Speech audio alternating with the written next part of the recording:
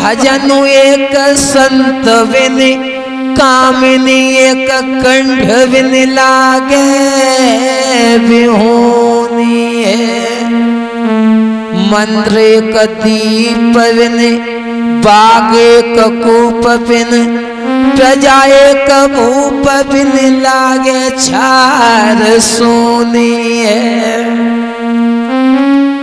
काया एक वस्त्र बिन सूरमा एक शस्त्र बिन और माया एक पुत्र बिन लागे बिहोनी है। घर में कितनी भी माया हो यदि उसे खर्च करने वाला कोई नहीं है तो वो माया किसी काम की नहीं। मैया बाछल आंगन में बैठी हुई है। बानी को बुलाया, जवाब दिया बानी चली जा, जाकर के मेरे पिया को बुला करके महलों में ला। उसी समय मूंगा दे दासी चली है, महाराज देवराय के दरबार में पहुंची। जवाब दिया महाराज के जीवन की जय जयकार हो।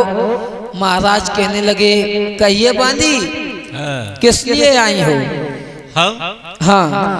हम आपको लेवाने के लिए आई हैं। महारानी से कह देना जाकर के महाराज अति शीघ्र कचहरी को बंद करके महलों में आ रहे हैं। ठीक है माँ। उसी समय इधर बांदी महलों में आ गई। महाराज देवराय ने कचहरी को बंद किया और महाराज देवराय जैसे ही महलों में आए तो मैया बाछल ने अपने पिया का बहुत स्वागत किया। पचरंग पलंगा बिछा दिया, मोर कली का बीजना लिया, मैया ने अपने पिया पे प्यार करने लगी। तो महाराज देवराय कहने लगे रानी से, रानी किस लिए बुलाया महलों में मुझे? तो इधर मैया बाछल कहने लगी पिया जा दिना ते मेरो ब्याह हो के आओ, जा आंगन में मैंने कदम रखो उस दिन से तुमने आंगन में बैठ करके भोजन नहीं किया। आज मेरी ऐसी इच्छा है आंगन में बैठ करके भोजन कर लो। महाराज कहने लगे जा कौन सी बड़ी बात, अगर तुम्हारी इच्छा है आंगन में बैठ के भोजन कर ले। तो उसी समय मैया बाछल ने 56 प्रकार के भोजन बनाए और महाराज देवराय के सामने रख दिए। और किस प्रकार से महाराज देवराय आंगन में भोजन कर रहे, ध्यान देंगे माताएं बहनें।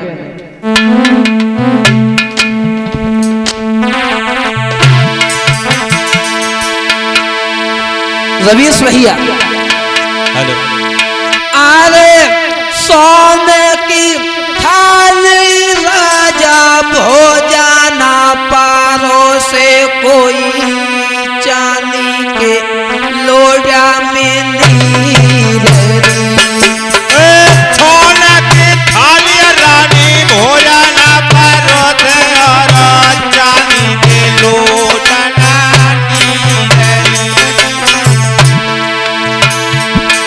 भोजन कर रहे महाराज देवराय। सोने की थाली राजा भोजना पारो से कोई चांदी के लोटा में नीर। अरे सोने की थाली रानी भोजना पारो से और चांदी के लोटा नीर। आज भोजन कर रहे महाराज देवराय। जैसे ही पहलो कौर उठाओ महाराज ने धरती मैया को दे दी। पहलो कौर राजा धारा चढ़ाए दो कोई तू जो गौआ जे मायरी।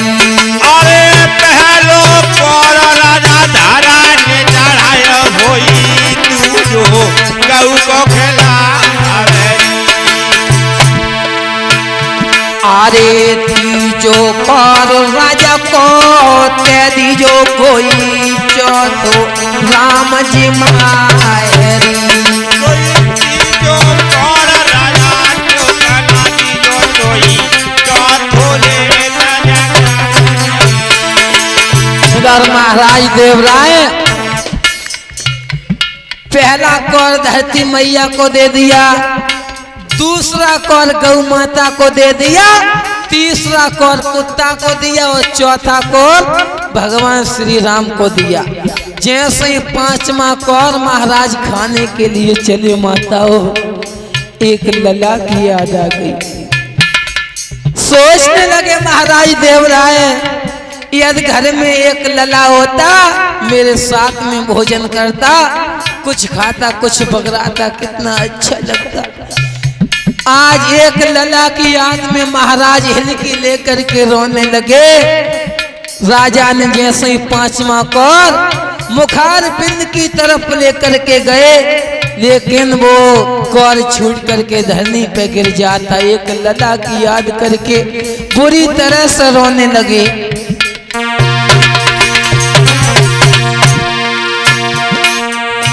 केवर केवर जेवर रोइए, असुअन से भरी गो थालरी। केवर केवर जेवर रोए गए, असुअन भरी गए थालरी। रोवत देखो बलवा को, मैया बाज पियाड़ आई री। रोवत देखो हरे बलमा को, मैया बाज मैया ये आई।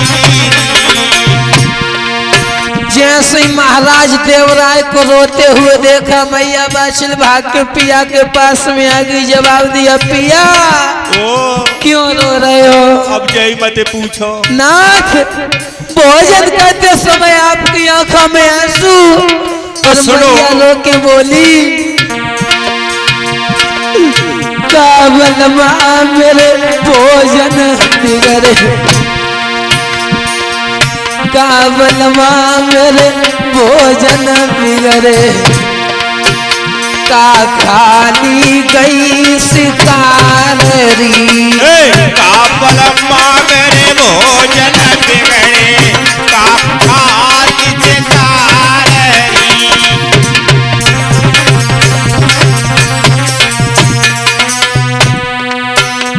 रानी सुनो, आपके भोजन का कोई दोष नहीं।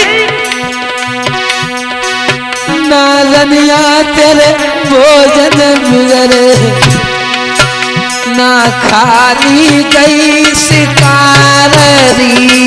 नारनिया तेरे भोजन बिगड़े, ना खाली गई शिकारी।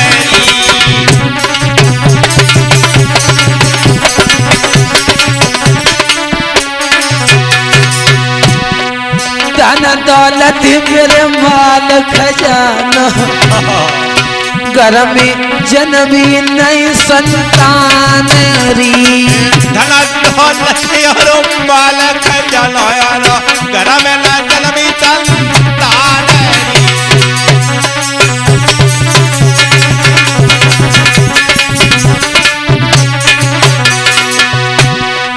राजा नहीं लगी गौरोई, याद आई गई अजू बेटा की। भूपयांगन में रोइयो, भूपयांगन में रोइयो, अखियन से बह रही जलकी धार। भूपयांगन में रोए गए, जलखें से बह रही जलकी धार।